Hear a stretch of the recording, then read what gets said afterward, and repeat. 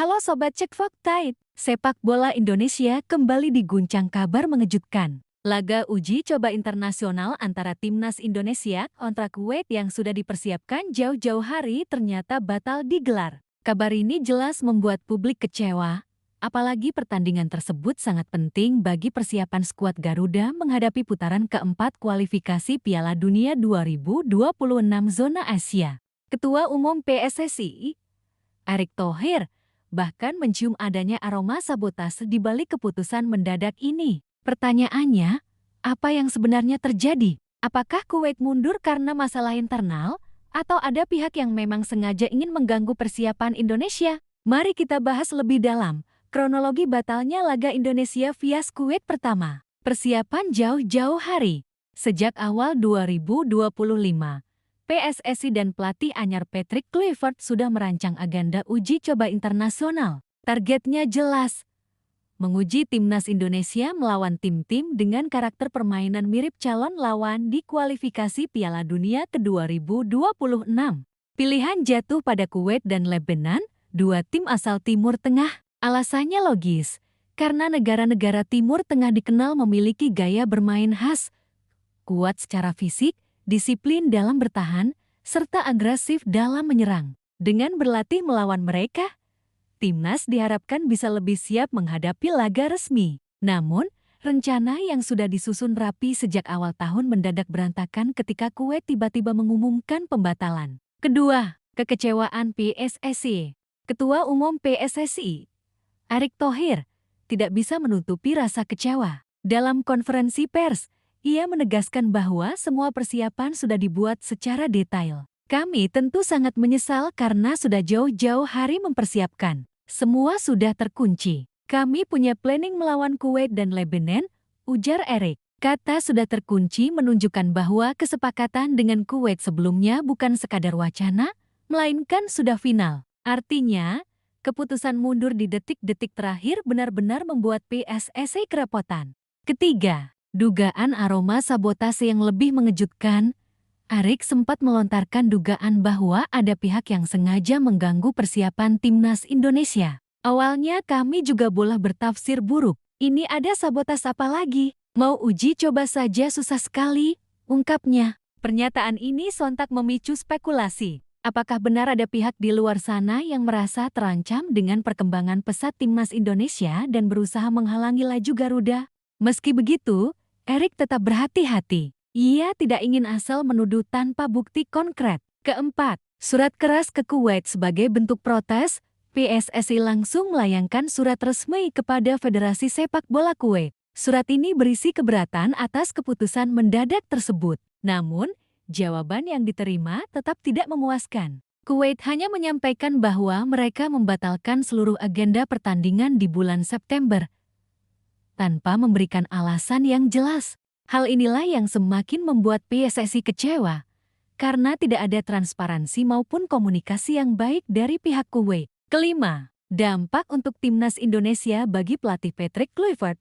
Uji coba internasional bukan sekadar pertandingan, melainkan laboratorium taktik. Ia membutuhkan laga-laga semacam itu untuk mencoba formasi baru, menguji kombinasi pemain, melihat sejauh mana kekompakan tim terbentuk, menilai kesiapan fisik dan mental pemain menghadapi laga besar.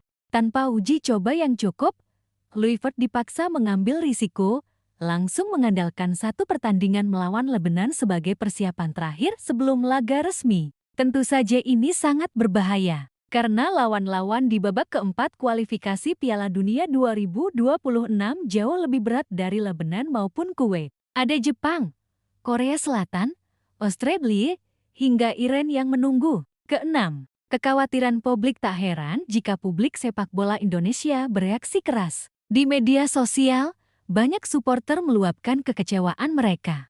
Bahkan, muncul sindiran bahwa Kuwait tidak profesional dan tidak menghargai kesepakatan. Lebih jauh, ada juga netizen yang setuju dengan dugaan Erick Thohir bahwa pembatalan ini bukan sekadar masalah internal Kuwait, melainkan ada unsur kesengajaan. Isu internal Kuwait dan misteri di baliknya. Pertama, alasan tidak jelas hingga berita ini merebak.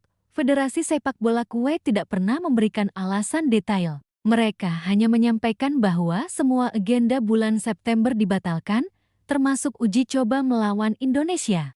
Hal ini membuat publik bertanya-tanya, apa sebenarnya yang terjadi? Apakah ada konflik internal di tubuh federasi, masalah finansial, atau bahkan tekanan politik? Kedua, catatan Kuwait. Sering mundur faktanya. Kuwait memang tercatat beberapa kali mundur dari turnamen internasional dalam beberapa tahun terakhir. Erick Thohir juga mengakui hal ini. Itu yang mungkin ada isu internal, saya tidak mau menuduh. Tetapi kita sudah melayangkan surat keras kepada Kuwait, ucapnya. Artinya, pembatalan ini bukan fenomena baru. Namun tetap saja, bagi Indonesia, keputusan mendadak seperti ini sangat merugikan. Ketiga, apakah benar sabotase? Meski Erick tidak menuduh langsung, wajar jika publik menduga ada skenario lain. Indonesia kini sedang naik daun di kancah Asia. Sukses menembus putaran keempat kualifikasi Piala Dunia 2026 adalah sejarah baru, menjadikan Garuda sebagai tim ASEAN pertama yang mencapainya. Bisa jadi, ada pihak yang merasa terganggu dengan kebangkitan Indonesia. Dalam dunia sepak bola, bukan tidak mungkin strategi non-teknis dimainkan untuk melemahkan lawan sejak persiapan. Namun tentu, sampai ada bukti kuat, hal ini tetap sebatas spekulasi. Keempat, reaksi publik Indonesia. Kekecewaan publik Indonesia terlihat jelas di media sosial. Tagar protes terhadap Kuwait sempat ramai, menuntut PSSI segera mencari lawan pengganti. Banyak yang menyebut Kuwait sebagai lawan tidak profesional. Bahkan ada yang menyarankan agar Indonesia tidak perlu lagi menjadwalkan uji coba dengan Kuwait di masa depan. Kelima, PSSI cari alternatif meski waktu sangat mepet. PSSI tetap berusaha mencari lawan alternatif. Namun, mencari lawan internasional dalam periode FIFA Matchday bukan hal mudah. Sebagian besar federasi sudah mengunci jadwal pertandingan mereka jauh-jauh hari. Oleh karena itu, besar kemungkinan timnas Indonesia hanya akan menghadapi Lebanon sebagai satu-satunya uji coba. Keenam, dampak jangka panjang. Jika situasi seperti ini terus berulang, jelas akan merugikan perkembangan sepak bola Indonesia. Timnas butuh pengalaman menghadapi lawan-lawan internasional agar mental dan kualitas permainan meningkat. Tanpa itu, Indonesia bisa kesulitan bersaing di level tertinggi Asia. Karena itu, PSSI perlu menjalin hubungan lebih erat dengan federasi lain, mungkin melalui kontrak kerjasama jangka panjang, agar kejadian batal sepihak tidak terulang. Ketujuh, harapan untuk Erick Thohir. Meski banyak kendala, publik tetap berharap Erick Thohir mampu membawa perubahan. Di bawah kepemimpinannya, PSSI mulai lebih terbuka, lebih profesional, dan lebih berani menyuarakan protes. Namun, ujian sebenarnya ada di lapangan. Bagaimana ia bisa memastikan timnas tetap siap meski persiapan terganggu? Bagaimana menjaga semangat supporter agar tetap percaya? Jawaban dari pertanyaan-pertanyaan inilah yang akan menentukan masa depan Garuda di ajang internasional. Sobat Cek Fakta, batalnya laga timnas Indonesia melawan Kuwait memang menyisakan banyak tanda tanya. Apakah ini murni masalah internal Kuwait? Atau ada pihak yang benar-benar tidak ingin melihat Garuda terbang lebih tinggi? Yang jelas, keputusan ini merugikan timnas yang tengah bersiap menghadapi tantangan berat di putaran keempat kualifikasi Piala Dunia ke-2026. Kini, semua mata tertuju pada PSSI dan Erick Thohir. Apakah mereka bisa segera mencari solusi? Ataukah hanya fokus memaksimalkan satu laga melawan Lebanon? Bagaimana menurut kalian? Sobat, tulis pendapat kalian di kolom komentar. Dan jangan lupa dukung terus perjuangan skuad Garuda.